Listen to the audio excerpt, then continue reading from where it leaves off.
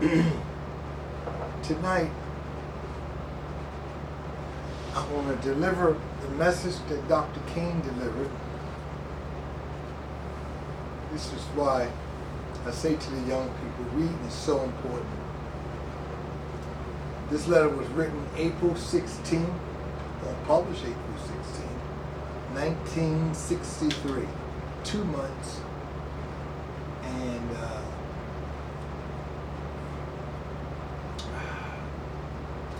2 days before I was born.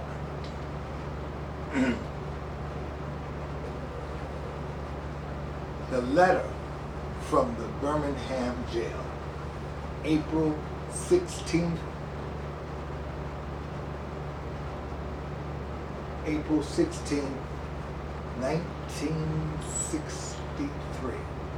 I will deliver the best I can. This response was to published statement by 8 fellow clergymen from Alabama.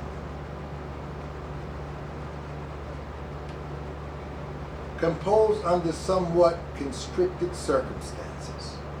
Begin on the margins of the newspaper in which the statement appeared while Martin was in jail. The letter was continued on scraps of written paper supplied by a friendly black trustee and concluded on a pad Martin's attorneys were eventually permitted to leave. The letter was written April 16, 1963. While confined here in the Birmingham City Jail, I came across some recent statements calling my present activists unwise and untimely. Suddenly do I pause to answer criticism of my work and ideas. If I sought to answer all the criticisms that crossed my desk, my secretary would have little time for anything other than such correspondence in the course of the day, and I would have no time for constructive work.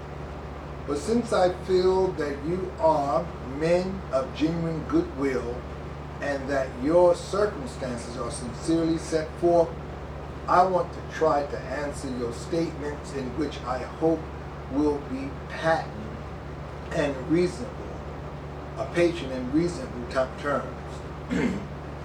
I think I should indicate why I am here in Birmingham. Since you have been influenced by the view which argues against outsiders coming in, I have the honor of serving as president of the Southern Christian Leadership Conference, an organization operating in every southern state with headquarters in Atlanta, Georgia. We have some 85 affiliate organizations across the South, and one of them is the Alabama Christian Movement for Human Rights. Frequently, we share staff, educational, and financial resources with our affiliates. Several months ago, here in Birmingham, asked us to be on call to engage in a nonviolent direct action program in such where deemed necessary. We readily consented. And while the hour came, we lived up to our promise. So I, along with several members of my staff, am here because I was invited here. I am here because I have organizational ties here. But most basically, I am in Birmingham because injustice is here. Just as the prophets of the 8th century BC left their village and carried their thus said the Lord, far beyond the boundaries of their hometowns. And just as the Apostle Paul left his village of Tanis and carried the gospel of Jesus Christ to the far corners of the Greco-Roman world, so I am compelled to carry the gospel of freedom beyond my own hometown.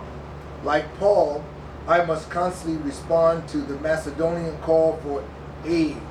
Moreover, I am convinced of the interrelatedness of our community and states. I cannot sit idly by in Atlanta and not be concerned about what happens in Birmingham. Injustice anywhere is a threat to justice everywhere. We are caught in an inescapable network of mortality, tied in a single garment of destiny. Whatever reflects one directly affects all indirectly. Never again can we afford to live with the narrow, probable outside agitator idea. Anyone who lives inside the United States can never be considered an outsider anywhere within its bounds. You deplore the demonstration taking place in Birmingham. But your statement, I am sorry to say, fails to express a similar concern for the conditions that brought about the demonstration. I am sure that none of you would want to rest content with the superficial kind of social analyst that deals merely with effects and does not a great rate with underlying causes. It is unfortunate that demonstrations are taking place in Birmingham, but it is even more unfortunate that the citywide power structure left the Negro community with no alternative. In any nonviolent campaign, there are 4 basic steps. Collection of the facts to determine whether injustice exists, negotiation, self-purification, and direct action. We have gone through these steps in Birmingham. There can be no gainsaying the fact that racial injustice engulfed this community. Birmingham is probably the most thoroughly segregated city in the United States. Its ugly record of brutality is widely known. Negroes have experienced grossly unjust treatment in the courts. There have been more unsolved bombings of Negro homes and churches in Birmingham than any other city in the nation. These are the hard, brutal facts of the case. On the base of these conditions, Negro leaders sought to negotiate with the city fathers, but the latter consistently refused to engage in good faith negotiations. Then, last September, came the opportunity to talk with leaders of Birmingham economic community. In the course of the negotiations, certain promises were made by the merchants. For example, to remove the store's humiliating racial signs. On the basis of these premises, the Reverend Fred Shuttlesworth and the leaders of the Alabama Christian Movement for Human Rights agreed to a moratorium on all demonstrations. As the weeks and months went by, we realized that we were the victims of a broken promise. A few signs briefly removed returned, the other remained. As in so many past experiences, our hopes been blasted, and the shadows of deep disappointment settled upon us.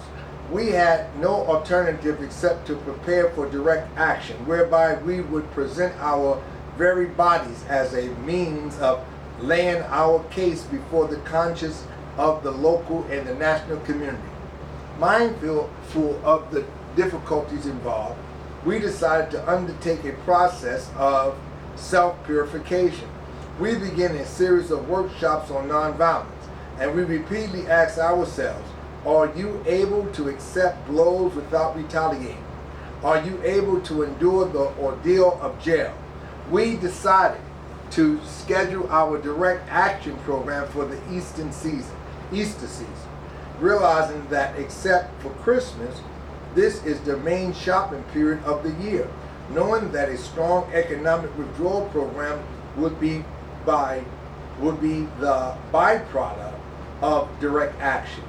We felt that this would be the best time to bring pressure to bear on the merchants for the needed change. Then it occurred to us that Birmingham mayoralty election was coming up in March, and we speedily decided to postpone action until after Election Day. When we discovered that the Commissioner of Public Safety, Eugene Bull Connor, had piled up enough votes to be in the runoff, we decided again to postpone action until the day after the runoff so that the demonstration could not be used to cloud the issues.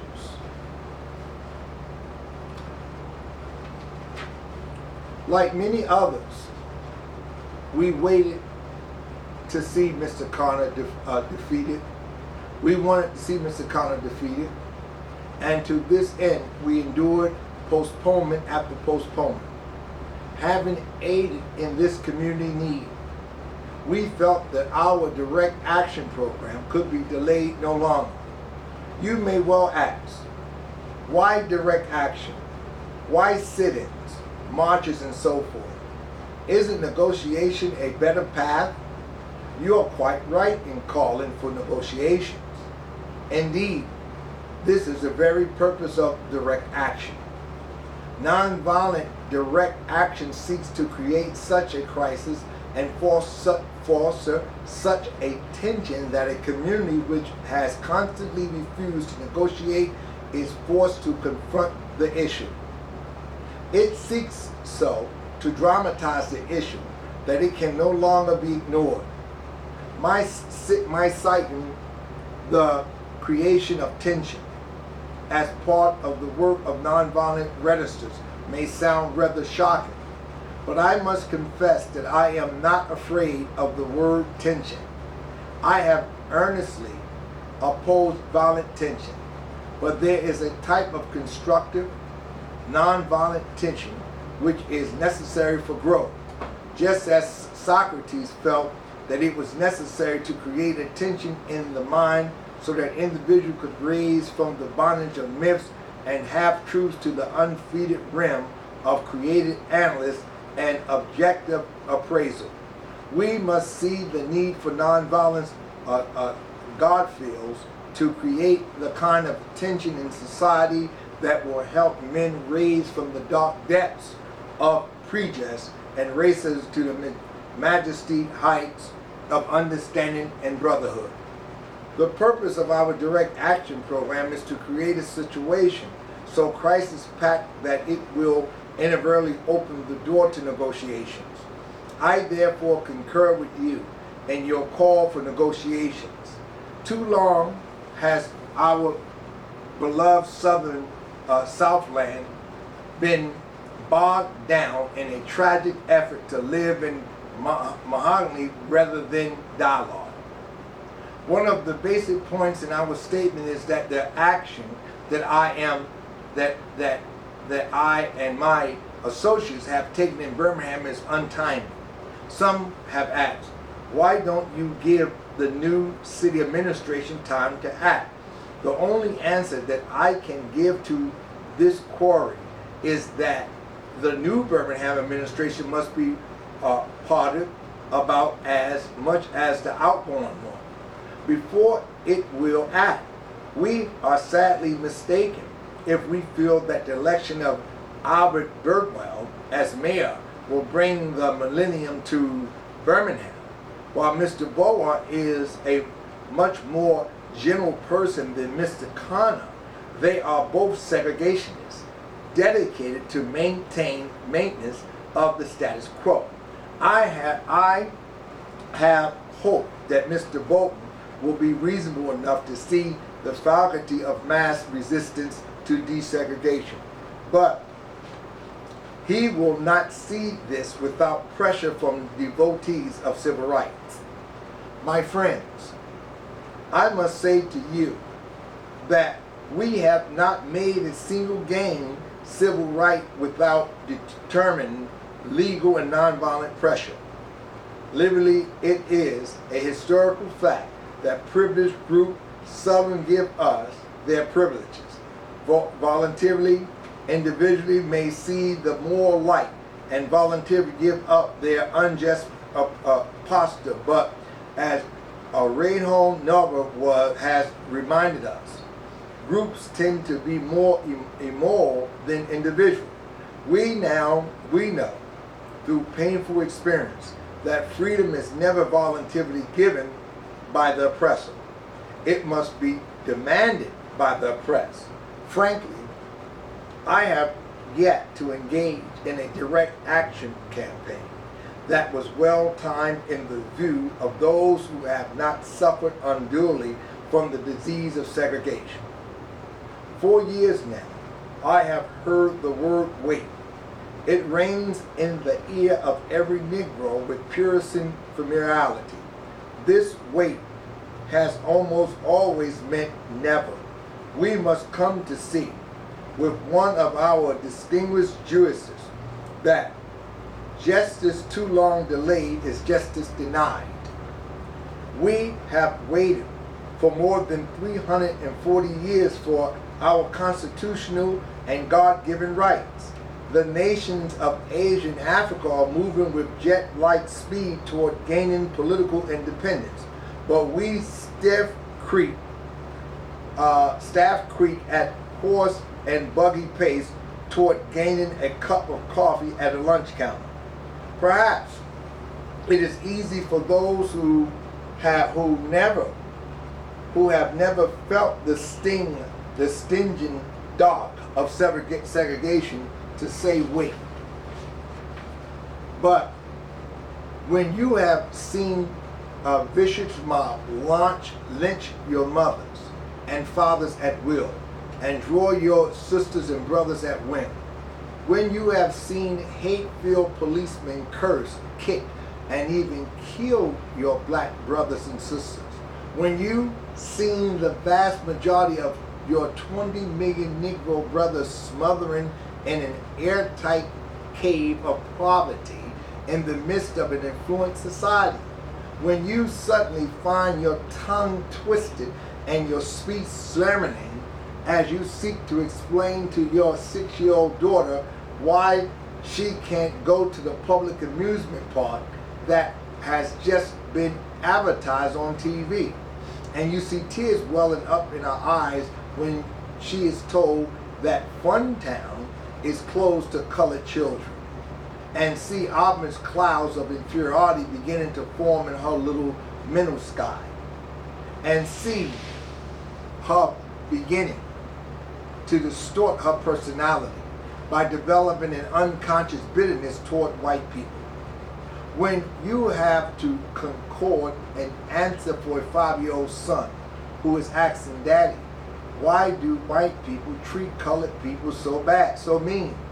When you take a cross-county drive and find it necessary to sleep night after night in the uncomfortable corner of your automobile because no motel will accept you, when you are humiliated day in and day out by niggering signs reading white and colored, when your first name becomes nigger and your middle name becomes boy, however old you are, and your last name becomes John, and your wife and mother are never given the respect title Miss, when you are heard by day and hunted by night by the fact that you are a Negro, living constantly at tiptoe stands, never quite knowing what to expect next, and are plagued with inner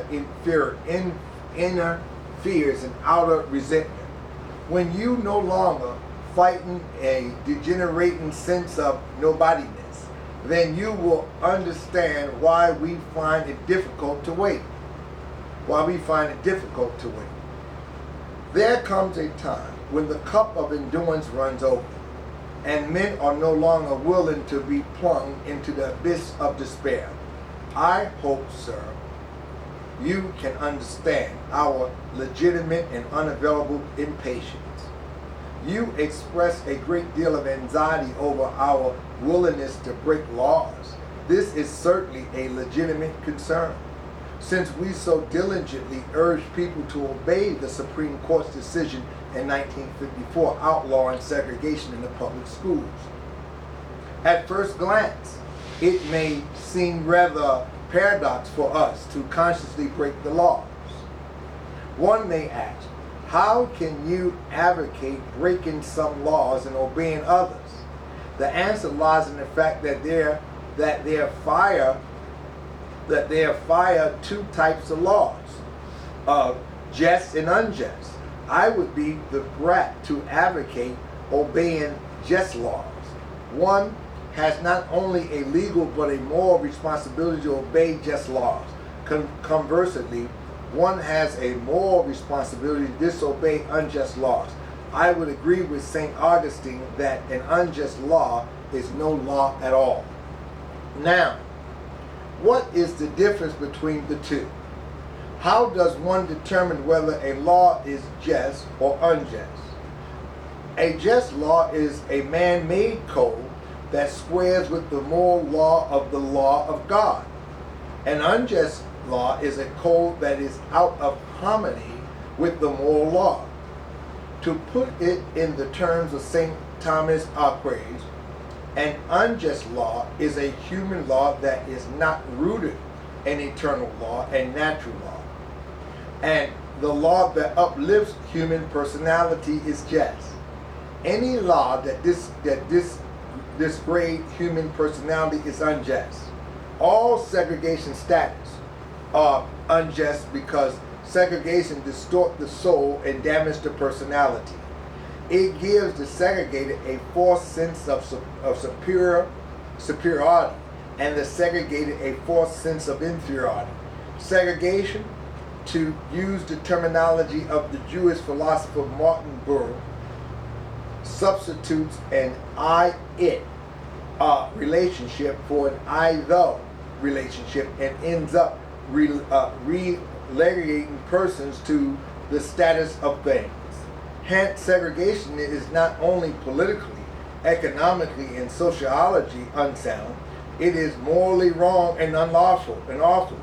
Paul Tennant said that sin is separation.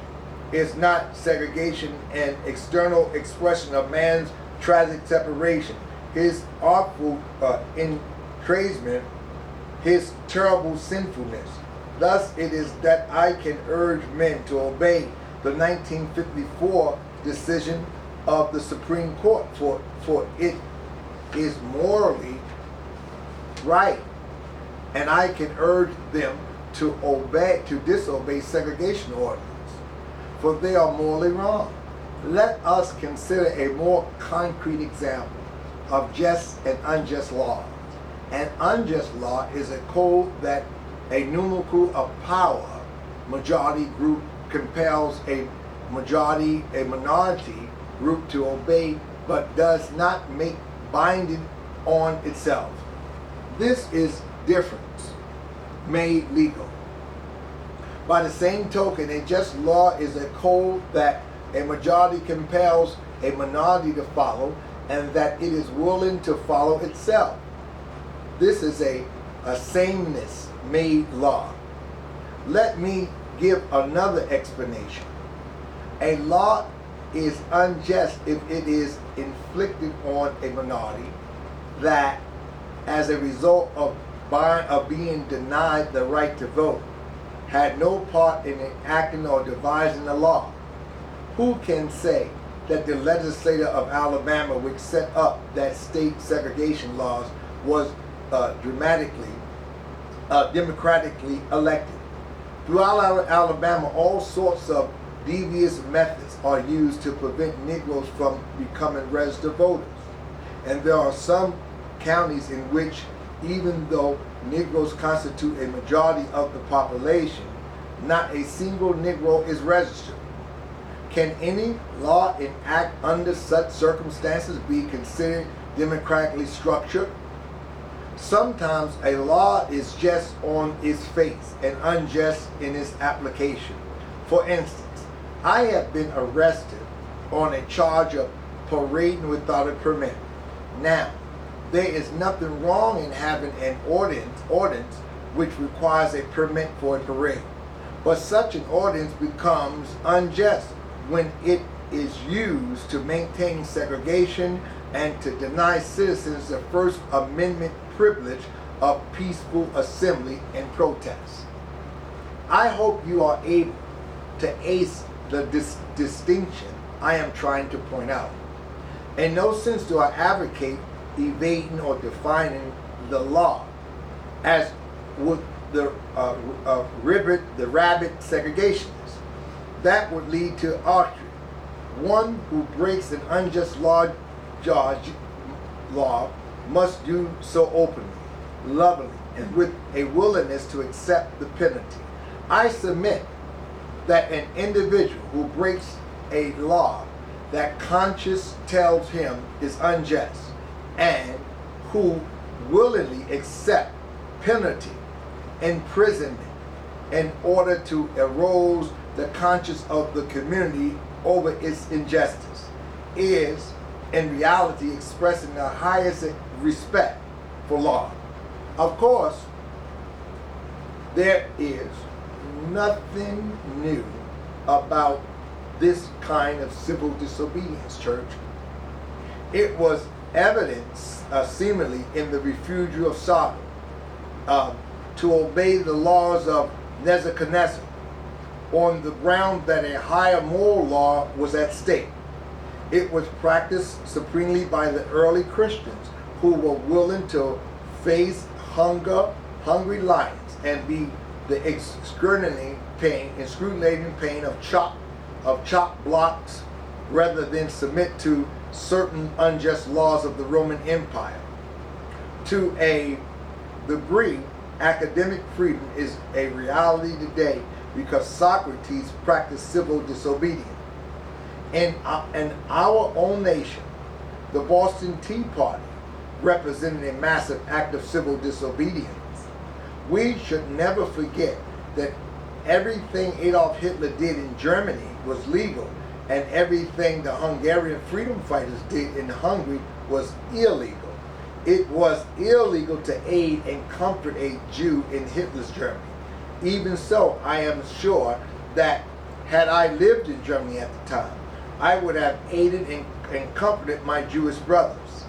If today I lived in a communist country where certain principles dear to the Christian faith are suppressed, I would openly advocate disobedience that country's anti-religious law. I must make two honest confessions to you, my Christian and Jewish brothers. First, I must confess that over the past few years I have been gravely disappointed with the white moderate. I have almost reached the regrettable conclusion that the Negro's great stumbling blocks in his stride toward freedom is not the White Citizen Council or the Ku Klux Klan, but the white moderate, who is more devoted to order than to justice, who prefer a negative peace, which is the absence of tension, to a positive peace, which is the presence of justice, who constantly says, I agree with you in the goal you seek, but I cannot agree with your method of direct action, who patriotism believe he can set the timetable to another man's freedom, who lives by a mythical concept of time and who constantly advises the Negro to wait for a more convenient season. Shallow understanding from people of goodwill is more frustrating than absolute misunderstanding from people of ill will. Lukewarm acceptance is much more bewildering than outright rejection. I had hoped that the white moderate would understand that law and order exist for the purpose of establishing justice, and that when they fan in this purpose, they become the dangerous structure dams that block the flow of social progress. I had hoped that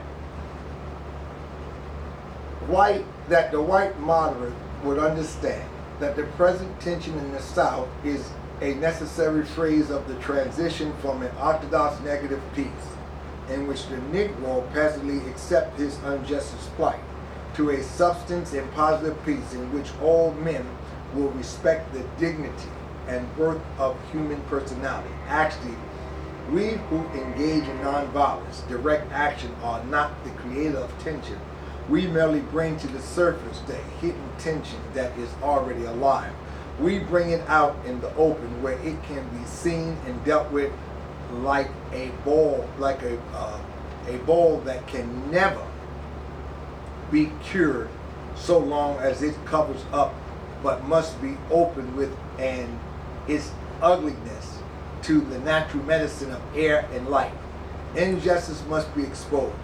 With all the tension it exposed creates, to the light of human conscience and the air of national opinion before it can be cured. In your statement, you assert that our actions, even though peaceful, must be condemned because they participate violence. But is this a logical assertion? Isn't this like condemning a robbed man because his possession of money participated in the evil act of robbery? Isn't this like condemning Socrates because his unanswering commitment to truth and his philosophical inquired perception the act by the misguided populace in which they made him drink? Hamlet. Isn't this like condemning Jesus because his unique God consciousness and never ceasing devotion to God's will participated in the evil act of crucifixion? We must come to see that, as the federal courts have constantly affirmed, it is wrong to urge an individual to cease his effort to gain the basic constitutional right because the quest may participate violence. Socrates must protect the robbed and punish the robber. I had also hoped that the white moderate would reject the method concerning time in relation to the struggle for freedom. I have just received a letter from a white brother in Texas. He writes, any Christian knows that the colored people will receive equal rights eventually, but it is possible that you are in too great a religious hurry. It has taken Christian almost 2,000 years to accomplish what it has. The teachings of Christ takes time to come to earth. Such an attitude stemmed from a tragic misconception of time, from the strangely rational notion that there is something in the very flow of time that will inevitably cure all ills. Acting time itself is natural. It can be used either destructively or constructively. More and more, I feel that people of ill will have used time much more effectively than have the people of goodwill. We will have to repent in this generation, not merely for the hateful words and action of the bad people, but for the purulent silence of the good people. Human progress never rolls in on wheels of inevitability. It comes through the tireless efforts of men willing to be co-workers with God. And without this hard work, time itself becomes an ally of the forces of social stagnation. We must use time creatively in the knowledge that the time is always right to do right. Now is the time to make real the promise of democracy and transform our pending national eulogy into a creative psalms of brotherhood. Now is the time to lift our national policy from the quicksand of racial injustice to a solid rock of human dignity. You speak of our activities in Birmingham as extreme. As at first, I was rather disappointed that few clergymen would see my nonviolent effort as those of an extremist. I began thinking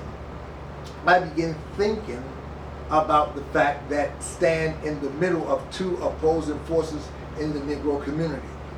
One is a force of complacency made up in part of Negroes who as a result of long years of oppression, are so drained of self-respect and a sense of somebodyness that they have adjusted to segregation, and in part of a few middle-class Negroes who, because of a degree of academic and economic security, and because in some ways they profit by segregation, have become insensitive to the problem of the masses.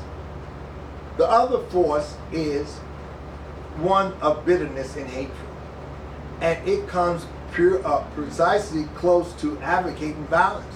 It is expressed in the various black nationalist groups that are springing up across the nation. The largest and best known being Elijah Muhammad Muslim movement, nourished by the Negro frustration over the continued existence of racial discrimination. This movement is made up of people who have lost faith in America, who have absolutely repudiated Christianity, and who have concluded that the white man is an incomparable devil. I have tried to stand between those two forces, saying that we need neither the do-nothingness or the complacence, nor the hatred and despair of the black nationalists. For there is the more excellent way of love and nonviolent protest. I am grateful to God that through the influence of the Negro Church, the way of nonviolence become an integral part of our struggle, and this philosophy had not emerged. By now, many streets of the South would, I am convinced, be flowing with blood.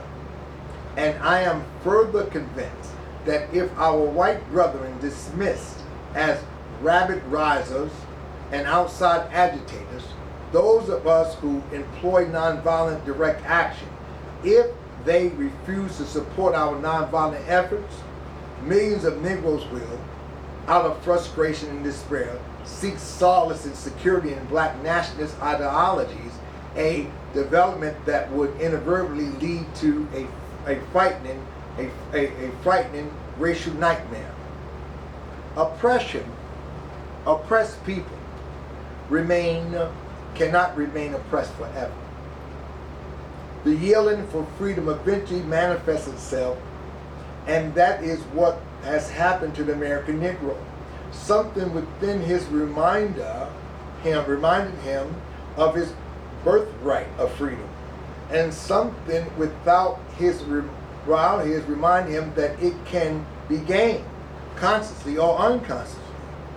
He has been caught by the zenith, and with his black brothers of Africa and his brown and yellow brothers of Asia, South America, and the Caribbean, the United States Negro is moving with a sense of great urgency toward the promised land of racial justice. If one recognizes this vital urge that has engulfed the Negro community, one should readily understand why public demonstrations are taking place. The Negro has many pent-up resentments and latter frustrations, and he must release them. So let him march.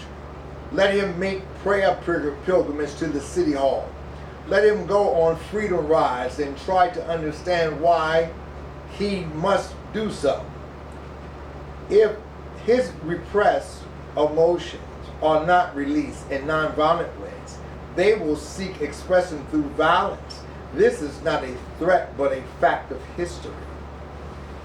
So, I have said to my people, I have not said to my people, get rid of your discomfort. Rather, I have tried to say that this normal and healthy discontent can be channeled into the creative outlook of nonviolent direct action. And now this approach is being termed extremist.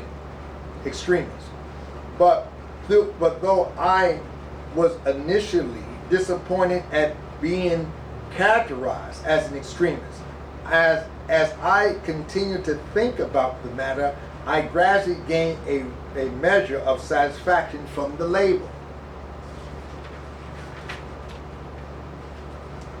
Was not Jesus an extremist for love? Love your enemy. Bless them that curse you. Do good to them that hate you. And pray for them which despitefully use you and persecute you.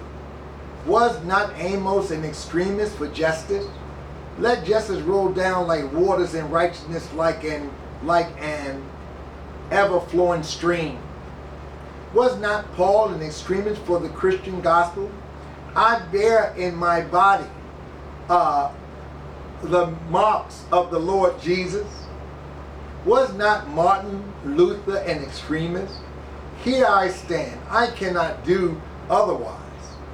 So help me God. And John Bunyan, I will stay in jail to the end of my days before I make a butchery of my conscience.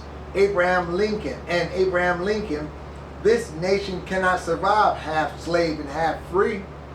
And Thomas Jefferson, we hold these truths to be self-evident, that all men are created equal. So, the question is not whether we will be extremists, but what kind of extremists will we be? Are we to be extremists for hate or for love? Will we be extremists for the preservation of injustice or for the extension of justice? In this dramatic scene of Calvary Hill, 3 men were crucified. We must never forget that all 3 were crucified for the same crime, the crime of extremism. 2 extremists were immortally and thus follow below this environment. The other, Jesus Christ, was an extremist for love, truth, and goodness, and thereby rose above his environment. Perhaps the South, the nation, and the world in dire need of creative extremists. I have hope that the white moderate would see this need. Perhaps, church, perhaps I was too optimistic. Perhaps I expected too much. Perhaps I expected too much. I suppose I should have realized that few members of the oppressed race can understand the deep roars and passionate yielding of the oppressed race. And still fewer have the vision to see this injustice must be rooted out by strong, persistent, and determined action. I am thankful, however, that some of our white brothers in the South have grasped the meaning of this social revolution and committed themselves to it. They are still too few in quantity, but they are big in quantity.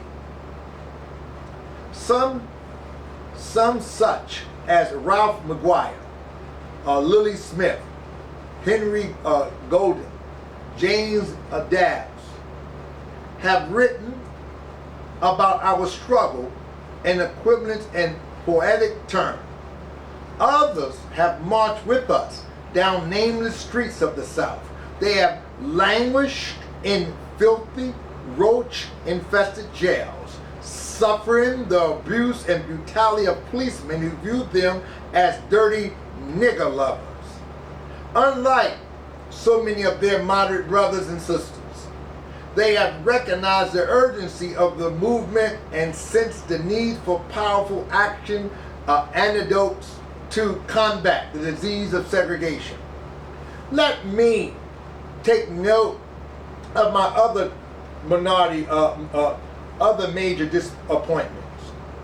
I have been so greatly disappointed with the white church and its leadership. Of course, there are some notable exceptions.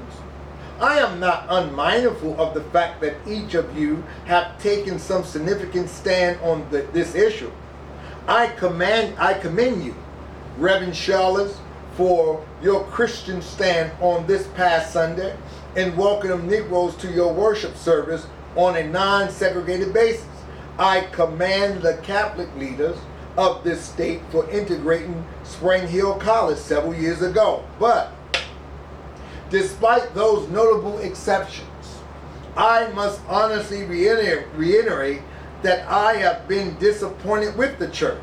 I do not say this as one of those negative critics who can always find something wrong with the church. I say this as a minister of the gospel who loves the church, who was nurtured in its bosom, who has been sustained by its spiritual blessings, and who will remain true to it as long as the cord of rattle shall lengthen. When I was suddenly capitulated into the leadership of the bus protest movement, protest in Montgomery, Alabama, a few years ago, I felt we would be supported by the white church. White church felt that the white ministers, priests, and rabbis of the South would be among our strongest allies. Instead, some have been outright opponents, refusing to understand the freedom movement and misrepresenting its leaders, and too many others have been more cautious than courageous and have remained silent behind the anesthesia of security and stained glass windows. In spite of my shattered dreams, I came to Birmingham with the hope that the white religious leadership of this community would see the justice of our cause and, with deep moral concerns, would serve as the channel through which our just grievance could reach the power structure. I had hoped that each of you would understand, but again, I have been disappointed. I have heard numerous Southern religious leaders admonish their worship to comply with a desegregation decision because it is the law. But I have longed to hear white ministers declare, follow this decree because integration is morally right and because the Negro is your brother. In the midst of the blasted injustice inflicted upon the Negro, I have watched white churchmen stand on the sidelines and mouth pious irreverence and sanctuarizing tributes. In the midst of the mighty struggle to rid our nation of racial and economic injustice, I have heard many ministers say those are social issues with which the gospel has no real concern. And I have watched many churches commit themselves to a completely other worldly religious which make it strange on biblical distinction between body and soul, between the sacred and the secular. I have traveled the length of the brethren of Alabama, Mississippi, and all other southern states. On sweltering summer days and crisp autumn mornings, I have looked at the South beautiful churches with their lofty spire pointing heavenward. I have beheld the impressioned outlines of her massive religious education building. Over and over, I have found myself asking, what kind of people worship here? Who is their God? Where were their God? Where were their voices when the lips of Governor Bennett dripped with words of interposition and nullification? Where were they when Governor Wallace gave a declaration call for defiance and hatred? Where were their voices of support when bruised and worried Negro men and women decided to rise from the dark dungeons of complacency to the bright hills of creative protest? Yes, these questions are still in my mind. In deep disappointment, I have wept over the laxity of the church, but be assured that my tears have been tears of love. There can be no deep disappointment where there is no deep love. Yes, I love the church. How could I do otherwise? I am in the rather unique position of being the son, the grandson, and great-grandson of preachers. Yes, I see the church as the body of Christ. But oh, how we have blemished and scarred that body through social neglect and through fear of being nonconformists. There was a time when the church was very powerful, in the time when the early Christians rejoiced at being deemed worthy to suffer for what they believed. In those days, the church was not merely a thermometer that recorded the idea and principles of popular opinion. It was a thermostat that transformed the morals of society. Whenever the early church entered a town, the people in power became disturbed and immediately sought to convict the Christians for being disturbers of the peace and outside agitators. But the Christians pressed on in the conviction that they were a colony of heaven, called to obey God rather than man. Small in number, they were big in commitment. They were to God intoxicated, to be too intoxicated to be astronomically intimidated.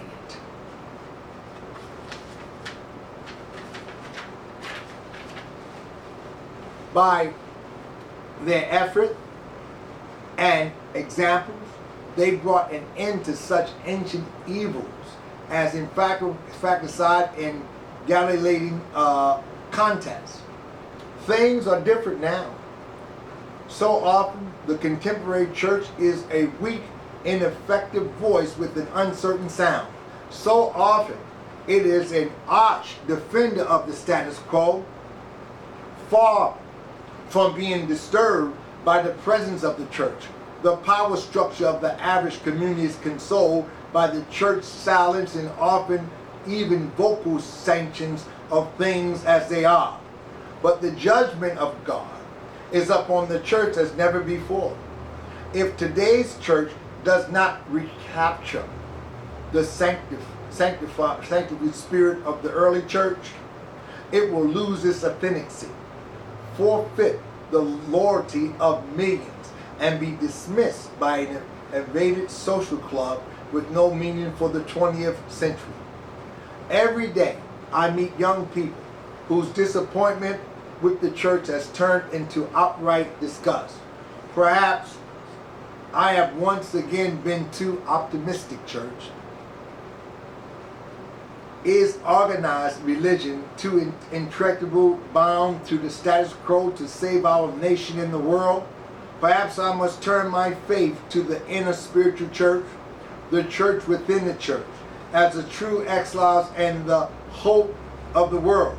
But again, I am thankful to God that some noble soul from the ranks of organized religion have broken loose from the paralyzing chains of conformity and join us as active partners in the struggle for freedom. They have left their secular congregations and walked the streets of Albany, Georgia with us. They have gone down the highways of the South on treacherous rides for freedom. Yes, they have gone to jail with us. Some have been dismissed from their churches, have lost their support of their bishops and fellow ministers, but they have acted in the faith that right defeats is stronger than evil triumph. Their witness has been the spiritual salt that has preserved the true meaning of the gospel in their troubled times. They have carved a tunnel of hope through the dark mountains of disappointment. I hope the church as a whole will meet the challenge of this decisive hour. But even if the church does not come to the aid of justice, I have no despair about the future. I have no fear about the outcome of the struggle in Birmingham. Even if our motives are at present misunderstood, we will reach the goal of freedom in Birmingham and all over the nation, because the goal of America is freedom. Observe and scarred, abused and scarred though we may be, our destiny is tied up with American destiny. because the Pilgrims landed at Plymouth. We were here. Before the pen of Jefferson etched the mysterious word of the Declaration of Independence across the pages of history, we were here. For more than 2 centuries, our forebears labored in this country without wages. They made cotton king. They built the homes of their masters while suffering gross injustice and shameful humiliation. And yet, out of the bottomless virality, they continue to thrive and develop. And if this inexpressible cruelty of slavery could not stop us, the oppression we now face will surely fail. We will win our freedom because the sacred heritage of our nation and the eternal will of God are embodied in our echoing demands. Before closing, I feel impelled to mention one other point in your statement that has troubled me profoundly. You warmly commented that the Birmingham police force for keeping order and preventing violence. I doubt that you would have so warmly commended the police force if you had seen its dogs sinking their teeth into unarmed, nonviolent Negroes. I doubt that you would so quickly commend the policemen if you was to observe their ugly and inhumane treatment of Negroes here in the city jail. If you were to watch them push and curse old Negro women and young Negro girls, if you were to see them slap and kick old Negro men and young boys, if you were to observe them as they did on 2 occasions, refused to give us food because we wanted to sing our grace together, I cannot join you in your praise of the Birmingham Police Department. It is true that police have exercised a degree of discipline in handling the demonstrators. In this sense, they have conducted themselves rather nonviolently in public. But for what purpose? To preserve the evil system of segregation? Over the past few years, I have consistently preached that nonviolence demands that the means we use must be as pure as the ends we seek. I have tried to make clear that it is wrong to us, immortal men, means to attain more ends. But now I must affirm that it is just as wrong, or perhaps even more so, to use more means to preserve immoral ends. Perhaps Mr. Connor and his policemen have been rather nonviolent in public, as was Chief Pritchard in Albany, Georgia, but they have used the moral means of nonviolence to maintain the immoral ends of racial injustice. As T.S. Eliot has said, the last temptation is the greatest treason. To do the right deed for the wrong reason. I wish I had committed the Negro sit-ins and demonstration of Birmingham for their sublime courage, their willingness to suffer, and their agonizing discipline in the midst of great privation. One day the South will recognize its real heroes. They will be the James Methodans with the noble sense of purpose that enabled them to face cruel and hostile mobs, and with the agonizing loneliness that characterized the life of the pioneer. They will be old, oppressed, battered Negro women, symbolizing in a 72-year-old woman in Montgomery, Alabama, who rose up with a sense of dignity and with her people decide not to ride segregated buses, and who responded with ungrammatically profanity to one who inquired about her weariness. My feet is tired, but my soul is at rest. They will be the young high school and college students, the young ministers of the gospel, and a host of their elders courageously and nonviolently sitting in at lunch counters and willingly to go to jail for conscience sake. One day the South will know that when these disheartened children of God sit down at lunch counters, they were in reality standing up for what is best in the American dream and for the most sacred values in our Judeo-Christian heritage, thereby bringing our nation back to those great wells of democracy which were dug deep by the founding fathers in their formation of the Constitution and the Declaration of Independence. Never before have I written so long a letter. I am afraid it is much too long to take our precious time. I can assure you that it would have been much shorter if I had been writing from a comfortable desk. But what else can one do when he is alone in a narrow jail cell other than write long letters, think long thoughts, and pray long prayers? If I have said anything in this letter that overstates the truth and indicates an unreasonable impatience, I beg you to forgive me. If I had said anything that understates the truth and indicates my having a patience that allowed me to settle for anything less than brotherhood, I beg God to forgive me. I hope this letter finds you strong in the faith, and I also hope that circumstances will soon make it possible for me to meet each of you, not as an antagonist or a civil rights leader, but as a fellow clergyman and a Christian brother. Let us all hope that the dark clouds of racial prejudice will soon pass away and the deep fog of understanding will be lifted from our fear-drenched communities. And in some not too distant tomorrow, the radiant stars of love and brotherhood will shine over our great nation with all their scintillant beauty. Yours for the cause of peace and brotherhood, Martin Luther King. Well, I printed this letter the first January 1st, oh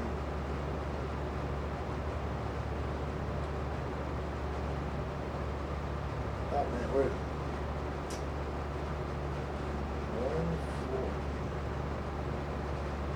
Well, I don't know what's going on. I printed this letter 2006. First month, fourth day. Okay. I printed this letter January 4th, 2006.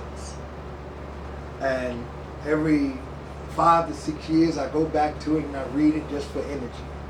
And that's why I say to the young people going to school and you playing on your computers and things and stuff, just make sure you take some time to read. It's a beautiful thing to be able to sit down with a book or to sit down with a paper like this and learn on your own. This is a beautiful thing. So please, please take the time to read. Welcome back to school to the young people. God bless you. God bless you.